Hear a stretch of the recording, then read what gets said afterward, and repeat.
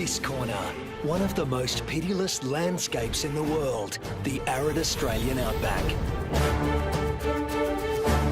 In this corner, one of the most resilient survivors in the world, the red kangaroo. With skills shaped by millions of years of evolution, this time it's brought a knockout punch, a devastating drought. As thousands succumb to dehydration and starvation, one remarkable kangaroo may be on the ropes. Can he make it through hell on earth? Or is this one fight even the red kangaroo can't win?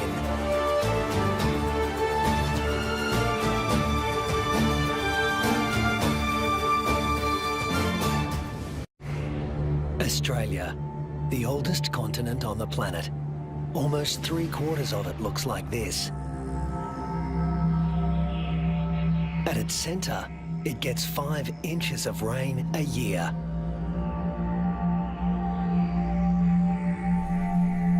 The mercury can hit 110 degrees Fahrenheit. But the hardest part for those who live here is the climate's unpredictable personality. This is a place where there are no true seasons, only moods. To make it here, you need to be able to roll with the punches and shift gears in a hurry. The acknowledged master of that art in the Australian outback is the red kangaroo, the largest marsupial in the world.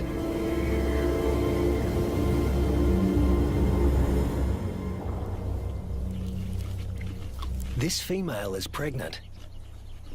Red kangaroo females are almost always pregnant. They've evolved to adapt their reproductive systems to the unpredictable whims of the environment.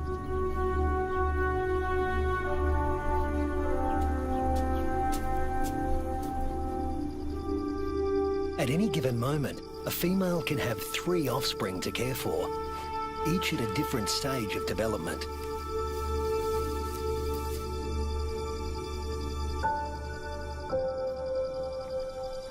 This is number 1, the peanut.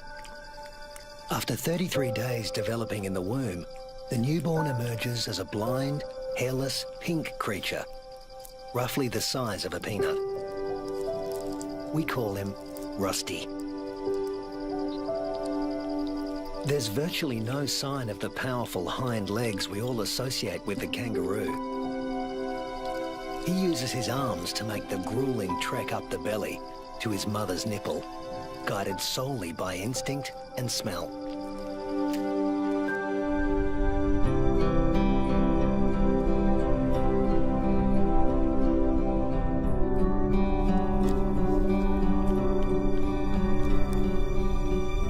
Almost immediately, the female goes into heat again, releasing hormones that stimulate ovulation. Once fertilized, the mother's endocrine system puts the development of this new embryo on hold. That's number 2.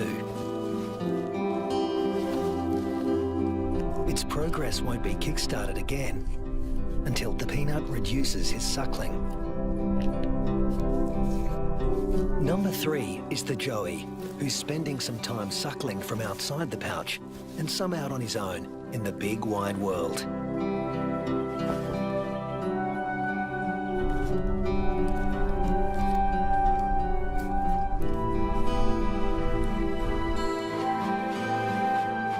The female is a living assembly line of young at various stages of development. But when times are hard, the system has to be ruthless. She will cut off nutrition to the peanut in her pouch, and when it dies, she'll restart the embryo's development to take his place.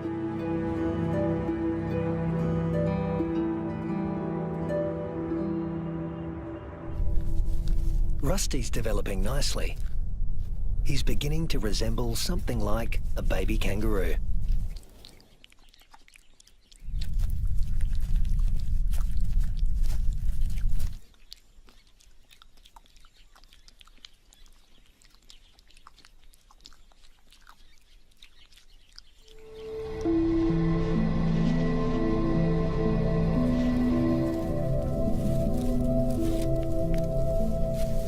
Now 3 months old, he can hear all the sounds of the world he'll soon be inhabiting.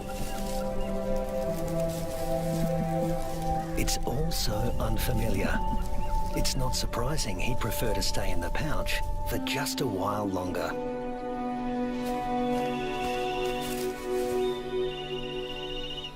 There's plenty of...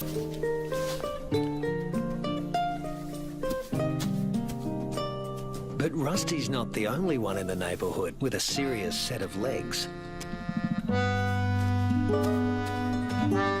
An emu, the biggest native bird in Australia, announces his arrival.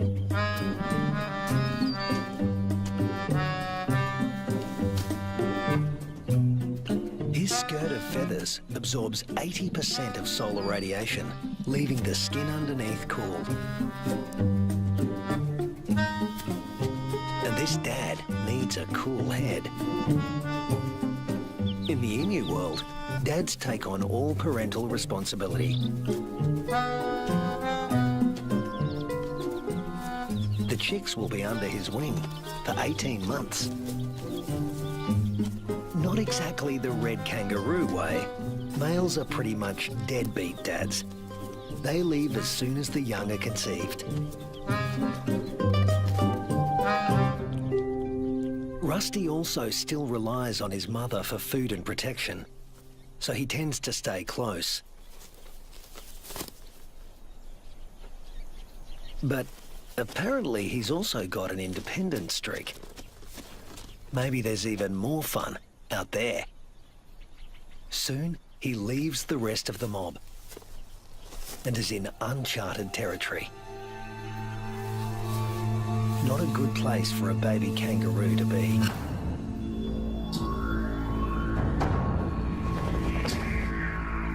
A wedge-tailed eagle, the largest bird of prey in Australia. And it likes to take young kangaroos. Mum realises she doesn't know where Rusty is. But the eagle does.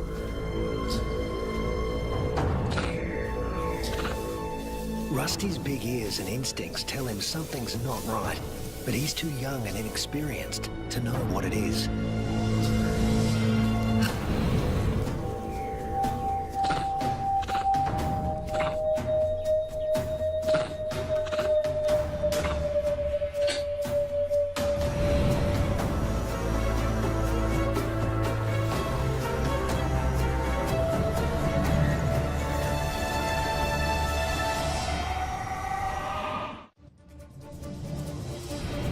No sooner has Rusty left his mother's side than he's in trouble. With the bone-crushing power of her talons, the eagle could seize Rusty and drag him to his death. But suddenly, there's a flurry of panicked activity nearby. A rabbit is running for its life.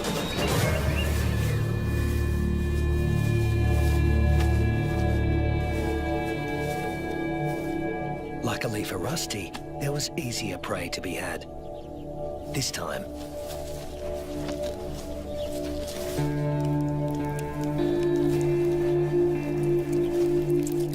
red kangaroos and wedge-tailed eagles share the same territory. And when the eagle has a chick to feed, the hunting never stops. More than 10% of the eagle's diet is kangaroo.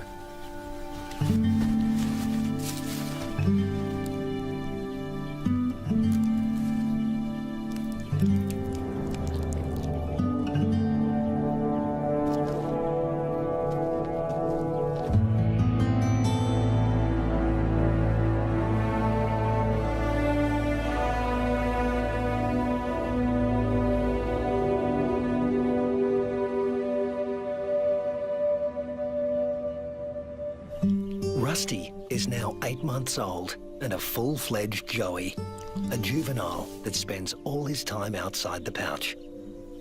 In a few months, he won't have Mum's milk to rely on anymore.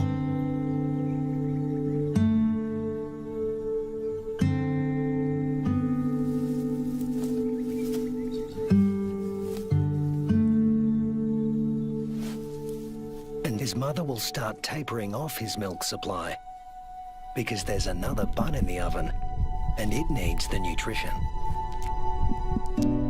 Mum's body now produces two totally different types of milk. A more dilute one for his tiny sister and a richer one for him. Each dispensed from its own nipple.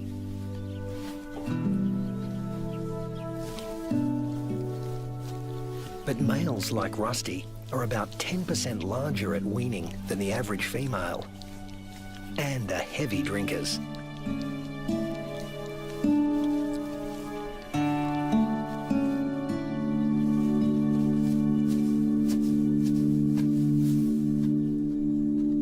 This is the kangaroo version of tough love. Rusty's mother cuts him off completely. Her milk is needed elsewhere. And Rusty is off to explore his wider world.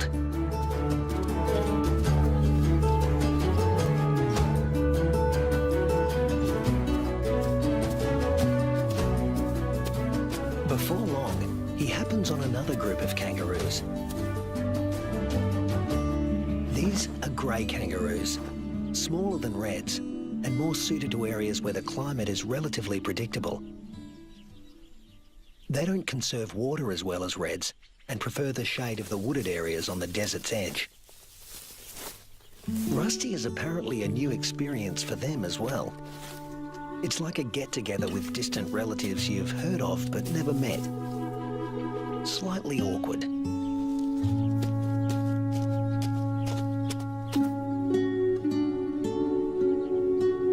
And here comes another branch of the family, wallaroos.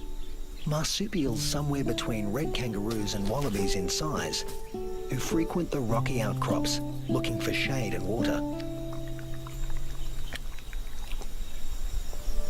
If you live in a desert, water is a treasure, and its presence is never guaranteed. With no true seasons in this part of Australia, the only certainty is unpredictability.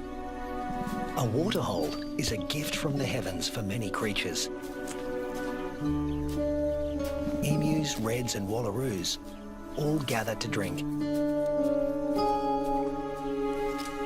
But the relentless sun is turning the mud around the waterhole into clay, laying traps for the unwary. Rusty is not driven by the same intense thirst as his grey cousins. Reds have a kind of super kidney, which concentrates their urine, so they hold on to more water. While the greys have to drink more regularly. Their thirst sometimes drives them to unwise decisions.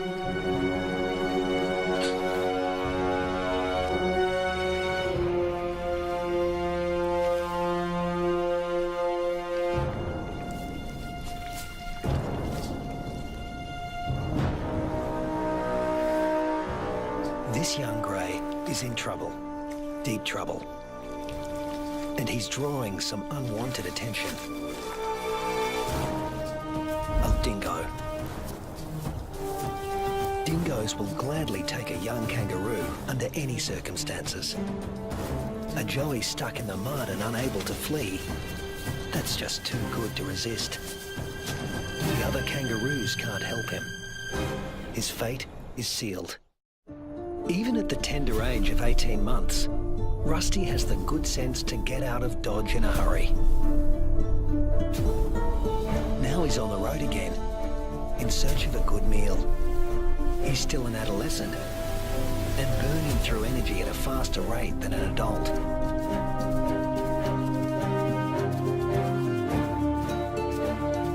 Kangaroo mobs can number in the hundreds, but this one is relatively small.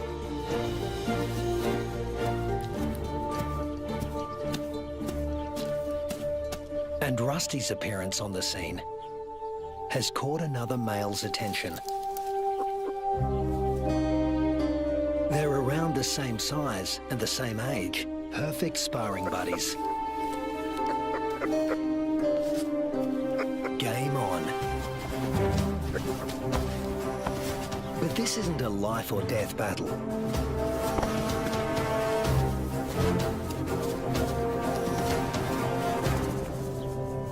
What they learn here will be crucial in later life, when the stakes are higher.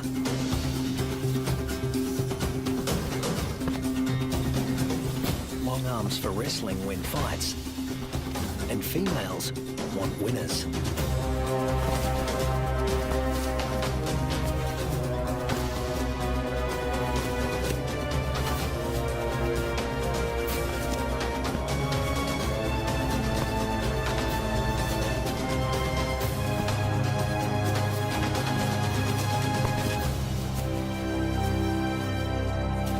Rusty doesn't come out on top this time, but the boxing experience is invaluable. At this age, the learning curve for a kangaroo is steep and full of surprises. A sudden rustle in the dry grass spooks the gang he's hanging out with.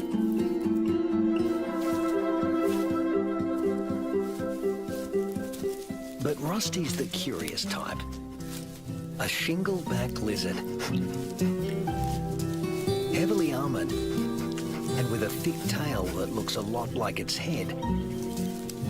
Thus its other name, the two-headed skink.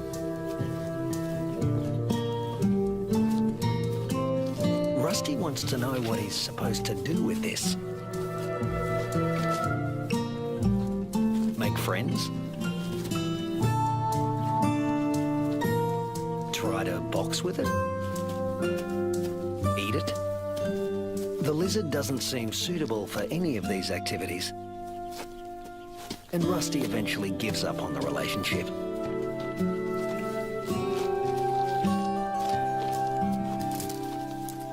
This part of the Central Australian outback has been hot and dry for weeks. The plants have been picked clean. When food sources dry up like this, red kangaroos are superbly adapted to survive. Still, even they can't live without water. But something is happening 100 miles away.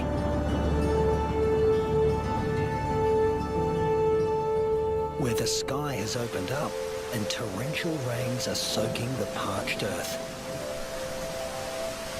These waters will end up in the Channel Country and be funneled inland hundreds of miles away from their origin. The channels are dry now, but because the region is low-lying, they won't be for long.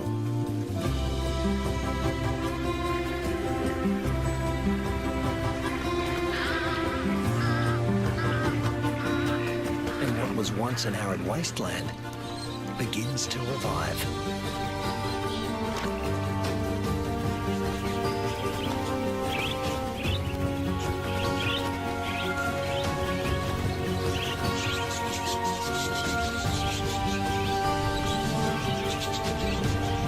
From the swirling flocks of budgerigars to the dingo mum and her pups, all are drawn to the life-giving waters.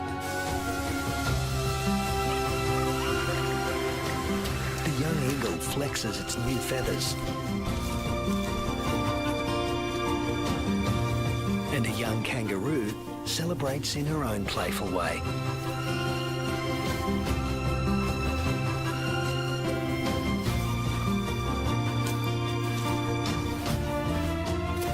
Emus are water guzzlers, and adults can drink up to 4 gallons a day. Like all emus, the chicks revel in a cooling bath.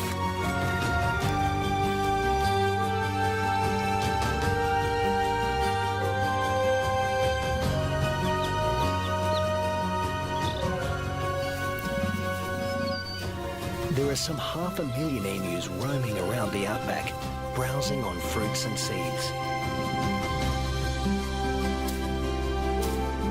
And what's good for the emus is also good for the rest of the ecosystem. As they move through the bush, they scatter the seeds of the flowers and fruit they've eaten along the way, which will sprout and become new plants.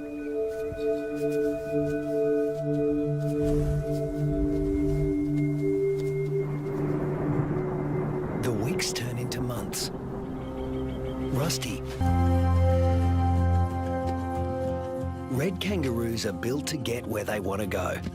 Unfortunately, sometimes, especially when they're inexperienced, they get someplace they really don't want to be.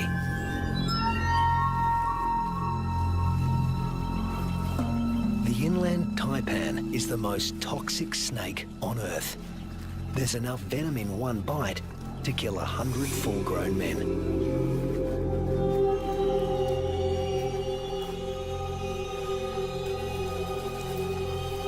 And it specialises in killing mammals. The Australian desert is the kingdom of the reptiles, but kangaroos know too well to leave all snakes alone.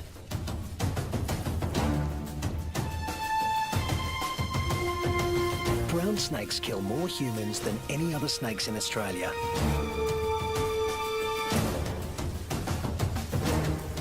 But it's not the biggest reptile in the neighbourhood. This is. The parenti, reaching 8 feet long, venomous and fast on its feet. A large parenti will eat a small kangaroo. But today, it's got its eye on an eastern brown snake.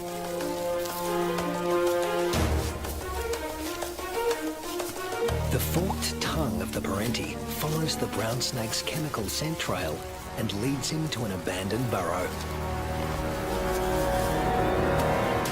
A burrow with only one entrance.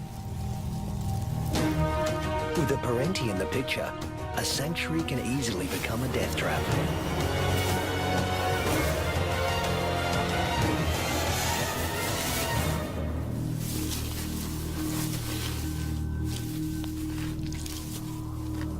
The body of one fearsome reptile disappears into the body of another.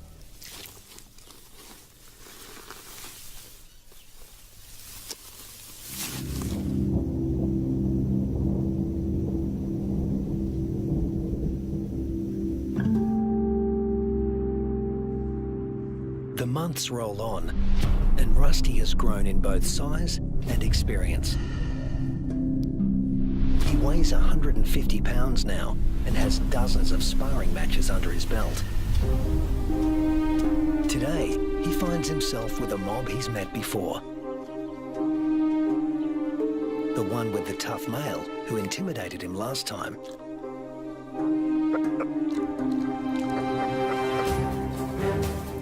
But that was 5 years ago, and Rusty's not running away this time. Each tries to attack his rival's head. Each instinctively keeps his own head back out of range. Although highly ritualized, fights between dominant males can mean a future as king or a loner, depending on the outcome. Testicles can be retracted. Don't want those damaged. Rusty, with the darker fur, is putting up a good fight, but the alpha male is more experienced. The females don't care who wins, just so long as he's got good genes. But Rusty is younger than his opponent and in top fighting form.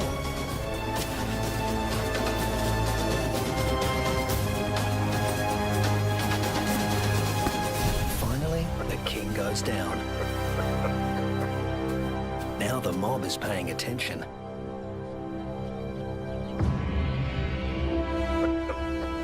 Rusty's the top male now, and to the victor go the spoils.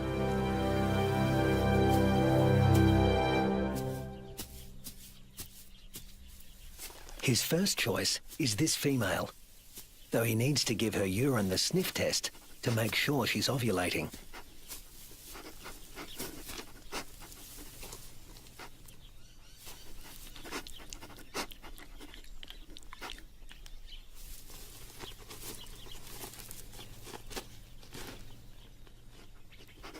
She's ready. But Rusty has only a brief window of opportunity. She may only be receptive for a matter of hours. Better get to it. Mating doesn't take long, or wouldn't if there were only one female to consider. But Rusty's got miles to go before he sleeps. He's King Kangaroo now, and in addition to regular mating duties, he'll have to fend off other young roos who'd like to knock him off his throne, just as he did his predecessor. But that's not all Rusty has to worry about. The temperature is soaring and the land is drying out. Evaporation is sucking the life out of everything, flora and fauna alike. You can never tell when the weather will change, only that it will. And that's the origin of some of the red kangaroo's most amazing adaptations.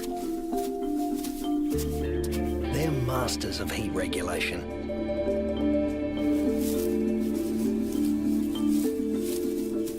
The fur on their backs reflects about 30% of incoming heat and keeps their skin cool, the blue parts of this thermal footage.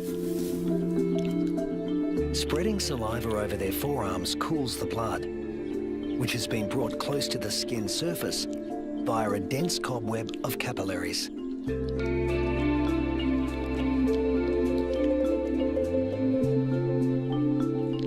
With temperatures simmering above 100 degrees for over a week, a third of the males have already become infertile. If these temperatures were to continue for 3 more months, the number would more than double. Reds defend their sperm by licking their scrotums to keep them cool. And in contrast to their battle strategy of retracting the scrotum, males let their testicles hang way down below their overheated trunks, keeping them about 7 degrees cooler than at their cores. The sand, even a few inches down, is cooler than at the surface. Red kangaroos dig until they reach cooler soil. And then...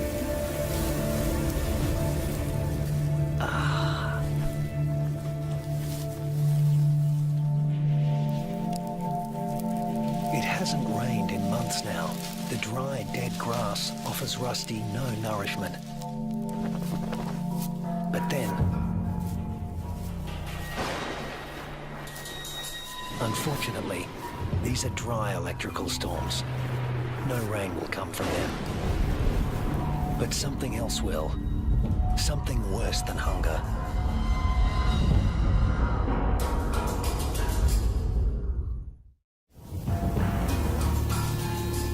Lightning has ignited the dry grass of the outback.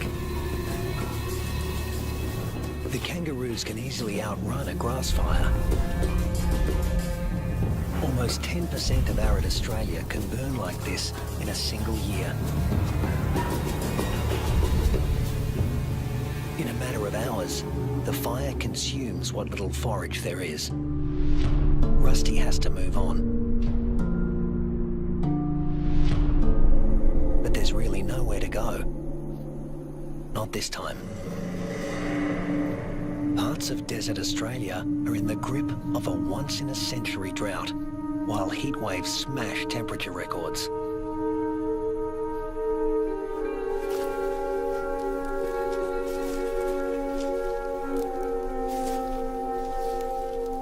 Nothing that lives here has ever experienced anything like it, Rusty included.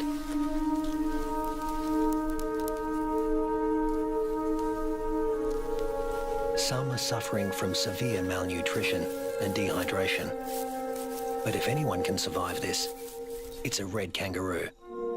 Human bodies are about 60% water. Rusty's is over 70%. Even in a heat wave like this, he can survive levels of dehydration that would kill most humans.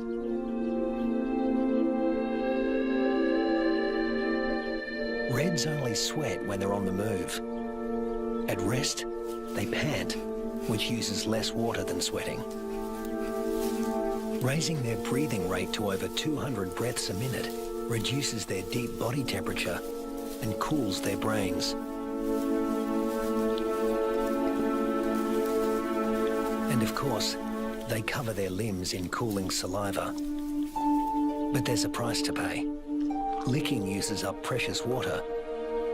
If the drought continues much longer, this form of cooling will be too costly. The kangaroos stay under whatever shade they can find. When times get this tough, females switch off their milk supply. Maternal instinct is strong, self-preservation is stronger. Unweaned offspring outside the pouch are the first to die, and the young in the pouches are next. As it dies, the female reactivates her waiting embryo. But if the drought persists, it too will die, and she will stop reproducing altogether. Even Rusty, one of the strongest, is in trouble. In these conditions, the males are the first to succumb, especially the largest, who, like Rusty, need more food.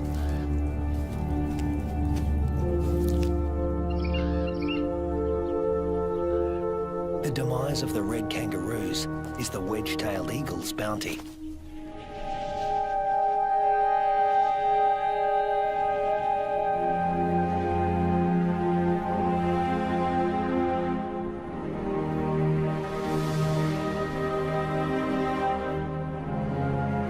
And it's not just the kangaroos that are suffering. The drought is taking its toll everywhere. Predators turn on each other to protect a tiny piece of rancid meat.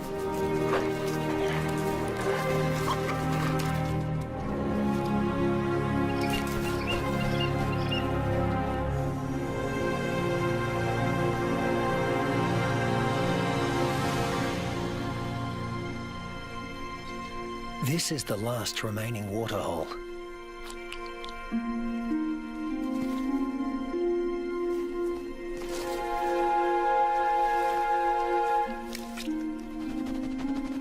It's stagnant and salty.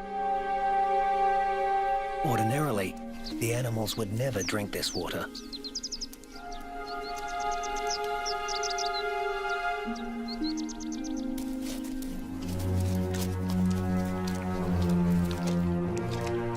But desperation drives them. The drought makes for uneasy bedfellows.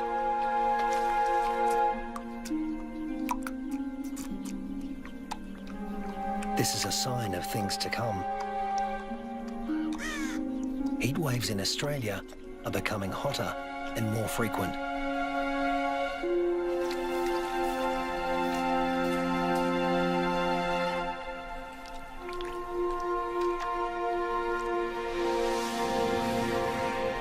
The intense dry heat continues and the casualties mount.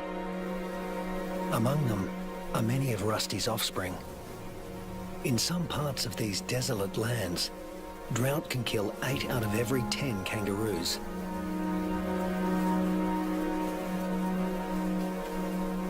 But Australia's desert inhabitants are a resilient bunch. After all, these may have been the hottest temperatures for the last 100 years. But these species have successfully weathered the climate for tens of thousands of years.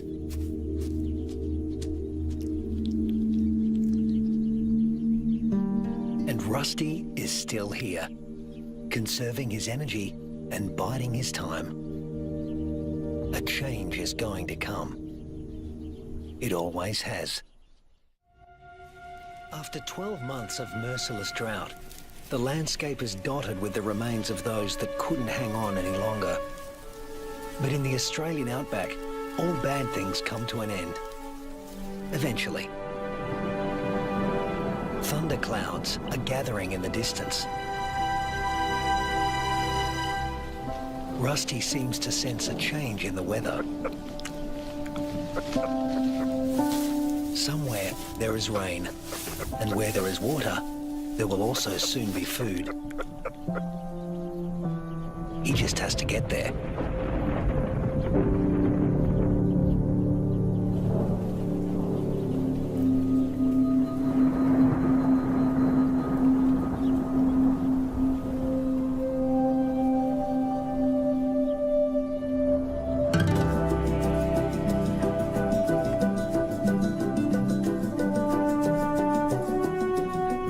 With what remains of his ebbing strength, Rusty heads in the direction of a storm.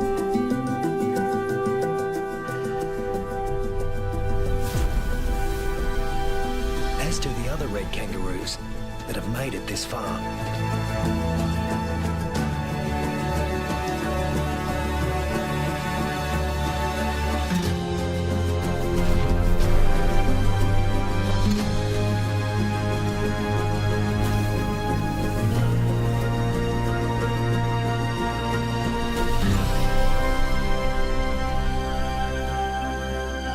When Rusty reaches the area watered by the storms, he finds a world restored by rain.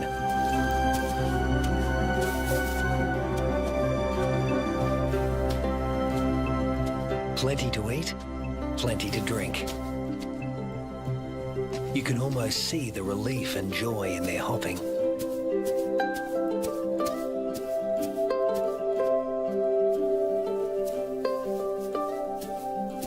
They will stay here and take in the nourishment. In only a few weeks, males and females will have their health restored, and soon they'll be ready to reproduce once again.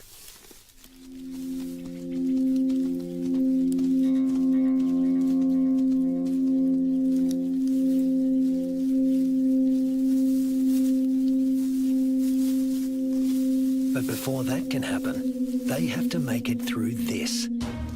A pack of hungry dingoes.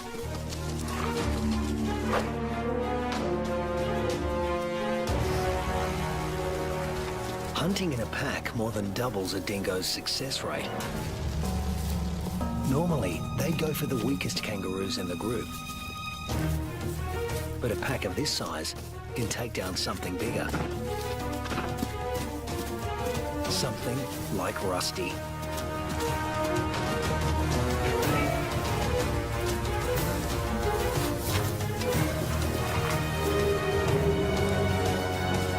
Luckily, his strength is completely restored, and he can travel at full tilt. Rusty doesn't accelerate by bounding faster, but by bounding further. He lengthens his leaps, at times covering 25 feet in a single bound. Once he gets past 10 miles an hour, Rusty rockets along with little extra effort, while the dingo's forelegs need to move ever faster. Now hitting 25 miles an hour, Rusty's only using about half of the energy the dogs are putting in. They have no chance of catching him.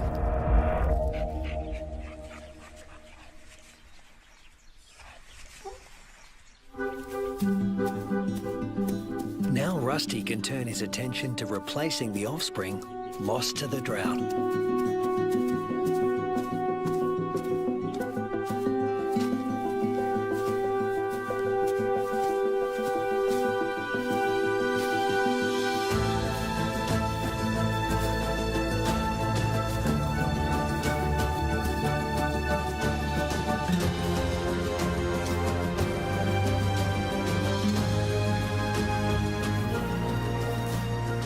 At 200 pounds, powerful, and in the prime of life, there's no question that he's the dominant male of this gang.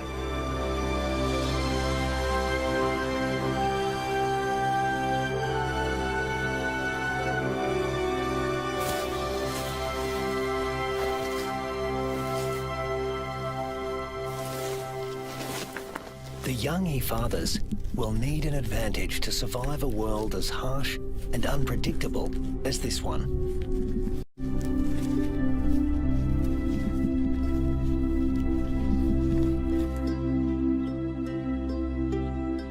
What greater advantage could there be than to begin life as the progeny of the undisputed king of the red kangaroo mob?